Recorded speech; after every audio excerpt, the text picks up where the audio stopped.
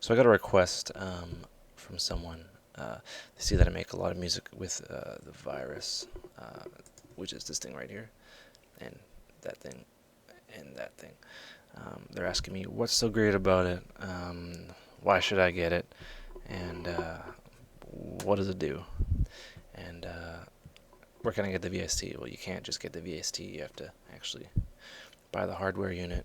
The unit makes all the sounds, and the virus control just um, controls it, basically. Um, so, what's so great about it? Well, it's it's been the sound for the last 10 years. It has a lot of routing capabilities. It has a nice, powerful sound. It's one of the most real VAs out there, virtual analog. I've run it through oscilloscopes, and there's a lot of low end to all their wave shapes. And they have, I'm not going to say they have good presets, but if that's what you're into, yeah. And it has I'm not a computer scientist or anything at all, really. But what happens is the low end on with unison and some uh, oscillators and sounds and whatnot, it doesn't sound too good. There's aliasing, um, and most computers aren't powerful enough to kind of handle that. At least that's what I've read, and yeah, there's loss of support, and they've been pumping out updates for quite a few years now, so it's pretty good. So let me grab a drink of water. So, front panel of the actual machine, you have 16 buttons and then the 3 down here. I don't use them, but what I do use is the filter and the resonance. And these 3 soft knobs can be bound to any of these 3 down here, and these can be bound to like anything, the LFO rate, another filter perhaps, vowel, whatnot, and it's pretty nice. And it's right there, but it's not fully the virus TI, the virus TI2. You don't have all your knobs there, which kind of sucks.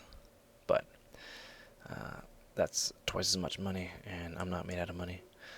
So you have your easy page. So if you load up like a patch, which is the first one called Snowfall, you can control everything from the front panel. Well, you can control the 3 main things and your filter from the front panel.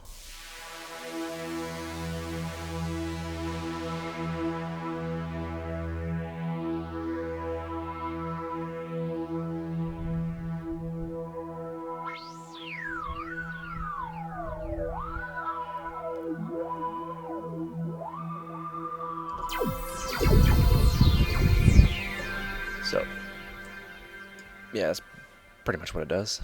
And it's useful for a lot of presets and performance.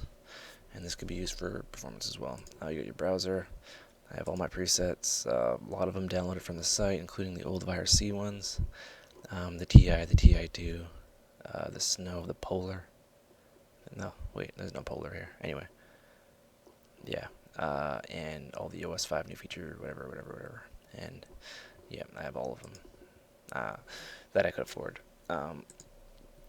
But what you're paying for is first of all, the effects, the distortion section, and all the oscillator options here. It's not just sine, square, and saw. There's a lot of other kind of cool wavetable shapes, and they sound interesting kind of by themselves.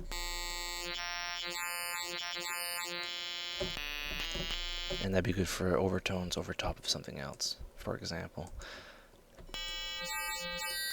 And you can pulse width modulate all those wavetables, and you have your format grain complex and simple, format complex and format simple. And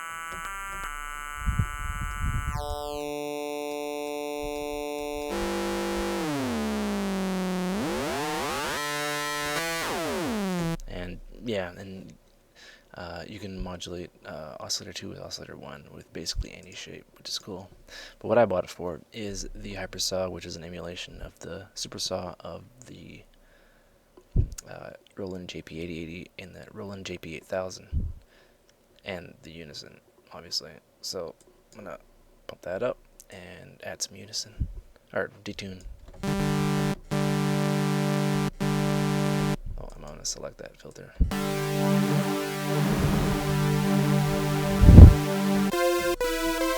And nothing's stopping me from using another voice and having this tuned up and adding yet another one.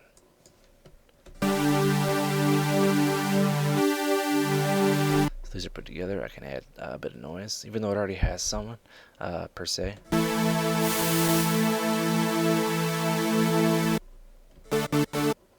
And I can add a sub oscillator below it, so. And what I'll do is I'll just add I'll add twin unison, and you can add up to 8, but that's really easy to overload it. And what you do is you detune it.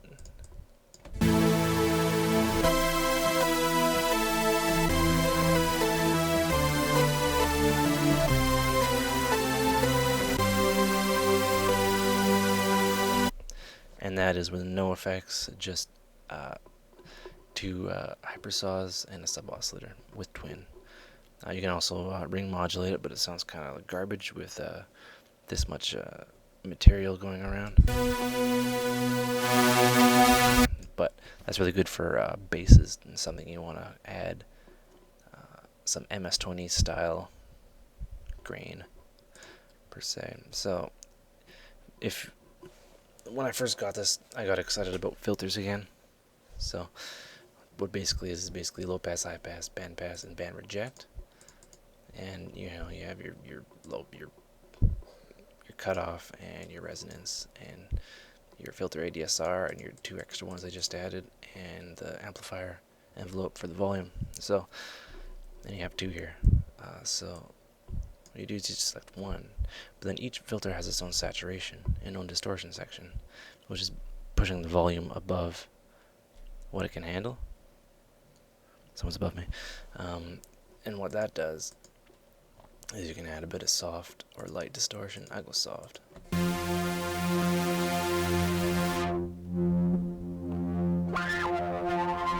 You can hear that kind of graininess. We'll turn it off.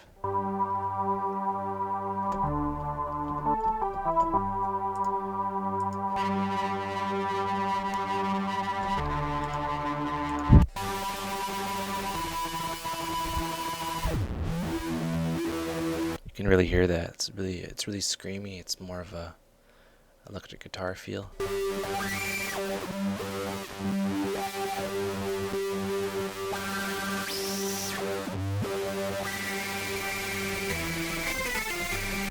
And if your ears aren't bleeding, I'm sure you'll be fine.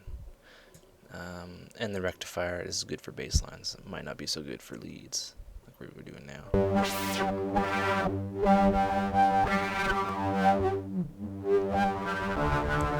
So there's that, but then there's Moog modeled 4 different pole options.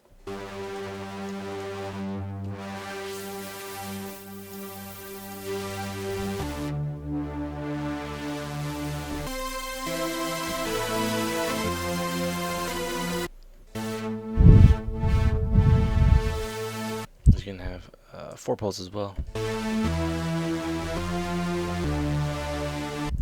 And that's your analog overdrive. We'll turn that off for now. Works well with bass lines, not too much.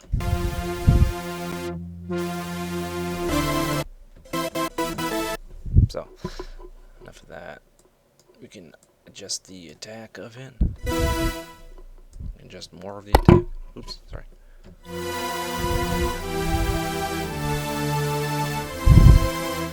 You have that.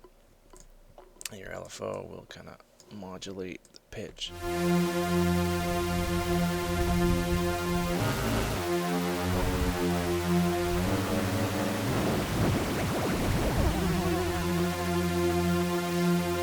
can see the LFO light is blinking right in front of me, so I can kind of dial it in.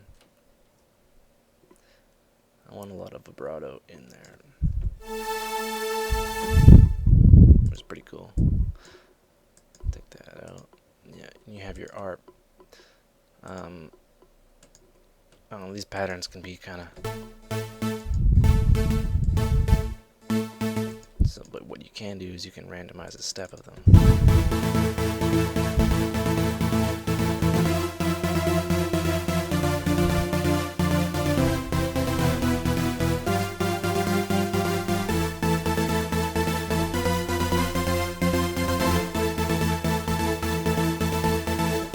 And there you have trance with just selecting the step frequency, or not the step randomizer, so you can randomize it. And there you have every trance track of the early 2000s, and you can just randomize them, which is pretty cool. So I have that, and there's a EQ, which is quite useful. I don't think it takes any resources. I think it's done software side. I could be wrong though. There's a chorus, there's a hyper chorus, different chorus modes.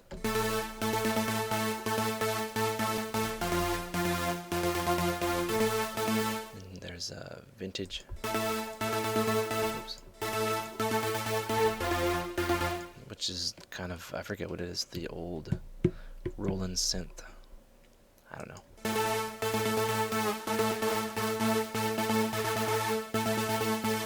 Chorus, I'm not too familiar with that. And there's a Pink Floyd style rotary speaker, which is pretty cool to have.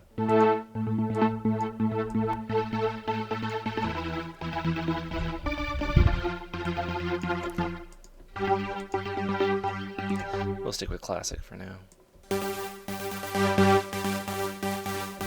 And you have your finalized kind of distortion section, which is pretty nice. What I like to do is, where is it? Is there? Oh, that's right here. So you have different kind of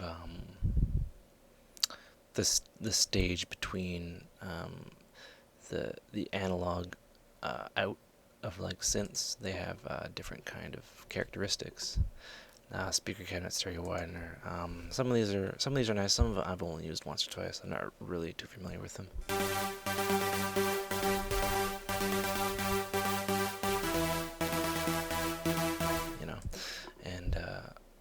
With distortion, I don't use it too much on leads. So what I'll do is I'll just half and half it.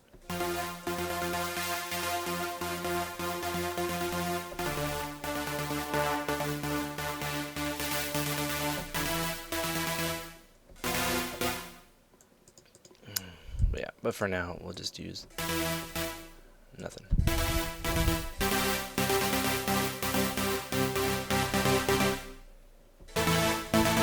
So for effects too, this is a nice delay section with pattern, so you can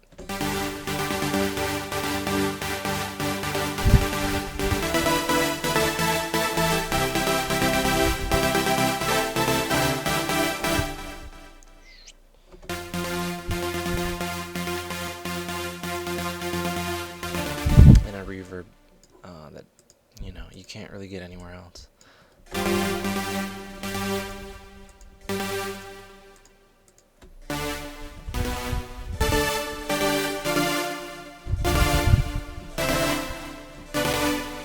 Turn off the ARP for now, but it's there all the time, waiting to be used.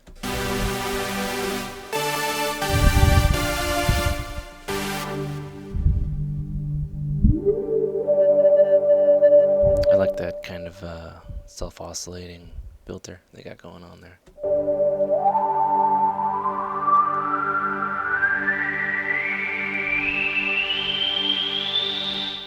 Very whistly, very airy.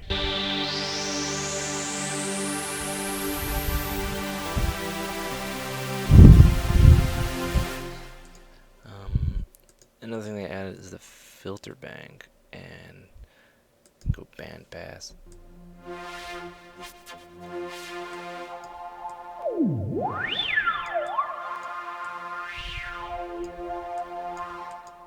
And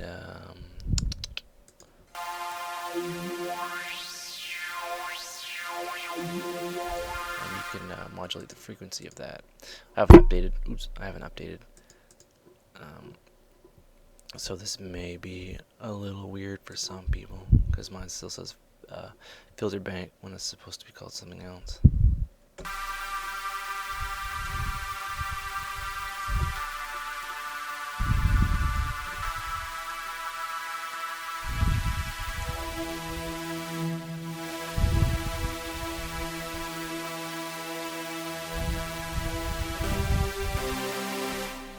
Phaser as well. I haven't gotten to that yet.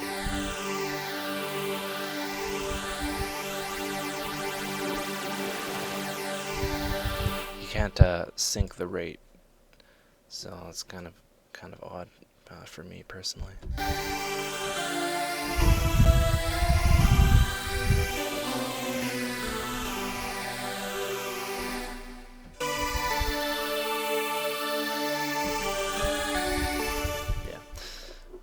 And that's basically the virus introduced. If anything else you want me to kind of cover, don't hesitate to ask. Not an expert. I'm still trying to figure this out. There's so many different layers. But you know, I don't know. We'll figure it out together.